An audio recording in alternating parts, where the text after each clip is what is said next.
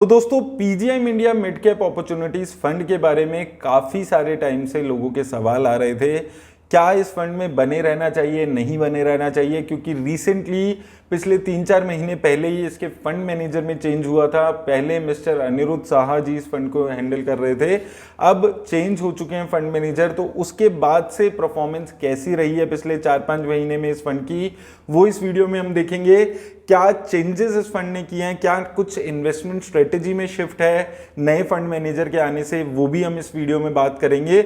और सबसे इंपॉर्टेंट बात हम बात करने वाले हैं वीडियो के एंड में कि क्या आपको इस फंड में बने रहना चाहिए, और अगर आप इन्वेस्ट कर रहे हैं इस फंड में तो किन चीजों का आपको ख्याल रखना है। तो आइए दोस्तों चलते हैं और देखते हैं वीडियो। दोस्तों अगर इस फंड की लॉन्च डेट की हम बात करते हैं तो नवंबर 2013 में ये फंड शुरू हुआ था। वहीं अगर इसके फंड मैनेजर की बात करें तो जैसे मैंने आपको अभी बताया था, रिसेंटली इसके जो फंड मैनेजर हैं वो चेंज हुए थे। 2023 से अनिरुद्ध साहा जी पहले इसके फंड मैनेजर हुआ करते थे और वो काफी लंबे टाइम से इस फंड को मैनेज कर रहे थे। 2023 से इसके जो फंड मैनेजर है वो विनय पहाड़िया जी यहाँ पर चेंज होकर हो चुके हैं। वहीं अगर हम बात करें इसके फंड साइज की तो लगभग 9,000 करोड़ के आसपास इसका फंड साइज अभी हो चुका है। वहीं अगर हम बात करते हैं यहाँ पर इसकी मार्केट कैप एलोकेशन में तो यहाँ पर फंड ने अपनी स्ट्रेटेजी चेंज की है। पहले फंड 70-80% पैसा अपना मिड कैप कंपनीज में लगा रहा था, अब इसने लार्ज कैप कंपनीज में अपनी एलोकेशन बढ़ा दी और लगभग 17% के आसपास इसने लार्ज कैप कंपनीज में अपनी एलोकेशन को बढ़ाकर कर दिया है।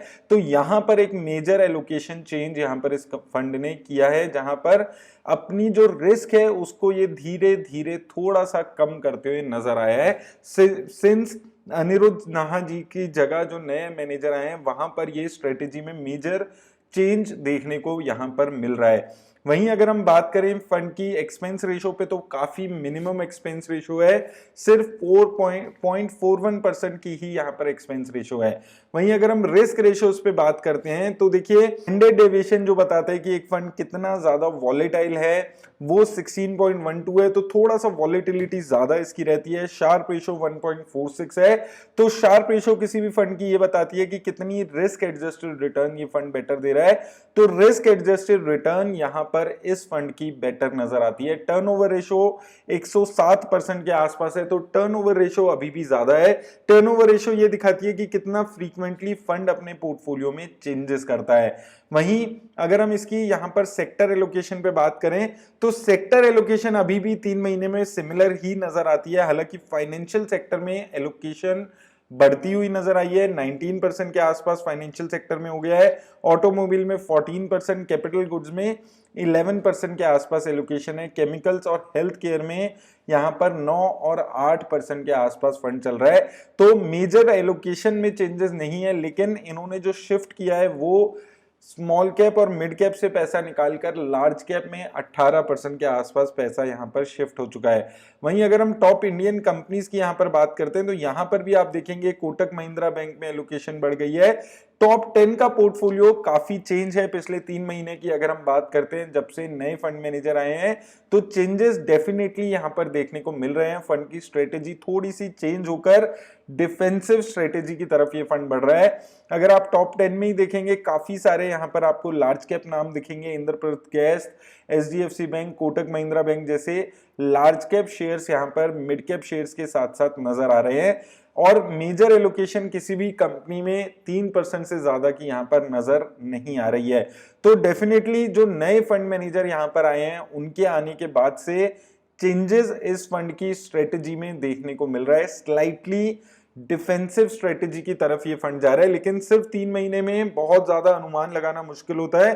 तो और 6 महीने में और एक एस्टिमेट मिल जाएगा कि वाकई क्या लॉन्ग टर्म स्ट्रेटेजी भी इस फंड की चेंज हो रही है या नहीं।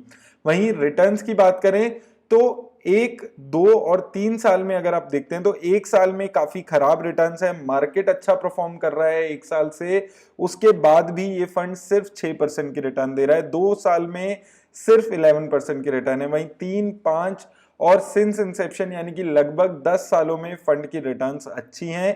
3 साल में 33%, 5 साल में 21% और सिंस इंसेप्शन 19% के आसपास की रिटर्न है। तो पिछले 2 सालों की जो खराब परफॉर्मेंस है उसकी वजह से ज्यादा जो इसके इन्वेस्टर्स हैं उनको इस फंड को लेकर चिंता होने लगी है, जो कि ऑब्वियस सी बात है, अगर इतनी अच्छी मार्केट में भी कोई फंड 6-7% की ही रिटर्न्स जनरेट कर रहा है। वहीं अगर हम यहां पर इसकी एसआईपी पे भी बात करें तो वहां पर देखने को मिलता है बेटर रिटर्न्स हैं, 1 साल में लगभग 14% की, 2 साल में 11% की, 3 साल में 20% की और 5 साल में अगर आप देखते हैं 27% की CAGR रिटर्न है। तो 5 साल में शानदार रिटर्न्स आप मान सकते हैं इस फंड की, 27% की, 3 साल में 20% की। हालांकि 1 और 2 साल में जो फंड की रिटर्न्स हैं वो अच्छी नजर नहीं आ रही हैं। तो पिछले 2 साल की जो रिटर्न्स हैं वो थोड़ा सा चिंता की बात यहां पर इस फंड के लिए होने लगी है। अब देखिए सही मायने में अगर हमें देखना है कि कौन सा फंड अच्छा परफॉर्म कर रहा है नहीं कर रहा है, तो उसके लिए ये देखना जरूरी हो जाता है कि फंड अपने बेंचमार्क इंडेक्स के अगेंस्ट कैसा परफॉर्म कर रहा है। तो यहां पर भी दोस्तों यही चीज देखने को मिल रही है। 1 साल में इसके बेंचमार्क इंडेक्स ने 21% की रिटर्न दी और इस फंड ने सिर्फ 7% की रिटर्न दी है। 2 साल में इसके बेंचमार्क इंडेक्स ने 18% की CAGR रिटर्न दी और इस फंड ने सिर्फ और सिर्फ 11% की रिटर्न दिया। हालांकि 3 और 5 साल में अभी भी ये फंड अपने बेंचमार्क इंडेक्स को बीट करते हुए आ रहा है। तो यहां पर दोस्तों जो काफी लोगों का सवाल आ रहा है क्या आपको इस फंड में बने रहना चाहिए, निकल जाना चाहिए, तो देखिए जैसे मैंने आपको इस फंड के बारे में हमेशा से ही एक बात हमेशा बोली है कि ये फंड ज्यादा रिस्क लेकर चलने वाले फंड्स में से एक फंड है। तो यहां पर ऐसे फंड में वॉलेटिलिटी देखने को मिलती है जब ये फंड 2-3 साल 5 साल तक अच्छे परफॉर्मेंस नहीं दिखाते। अब ये फंड पिछले 2 साल से अच्छा परफॉर्मेंस नहीं दिखा रहा है। तो अगर आप अभी भी, आपकी जो रिस्क लेने की क्षमता है वो है अभी भी, तो आपको इस फंड को और एटलीस्ट 6 महीने देकर जरूर देखना चाहिए कि क्या इंप्रूवमेंट आती है, क्योंकि रिसेंटली इसके फंड मैनेजर चेंज हुए हैं। तो एटलीस्ट हमें 6-9 महीने तक का टाइम उस नए फंड मैनेजर की परफॉर्मेंस को देना जरूरी हो जाता है। और अगर आप कम रिस्क लेने वाले फंड में इन्वेस्ट करना चाहते थे तो आप गलत फंड में फंस गए हैं, तो आपको इस फंड से डेफिनेटली निकलने के बारे में सोचना चाहिए। तो आपकी इन्वेस्टमेंट स्ट्रेटेजी क्या है वो बहुत ज्यादा डिपेंड करेगी कि क्या आपको इस फंड में इन्वेस्ट करना चाहिए या नहीं। उम्मीद करता हूं आपको इस वीडियो से हेल्प मिलेगी। याद रखिएगा किसी भी तरह की इन्वेस्टमेंट की एडवाइस नहीं देती है ये वीडियो। मेरी तरफ से बस इतना ही। धन्यवाद।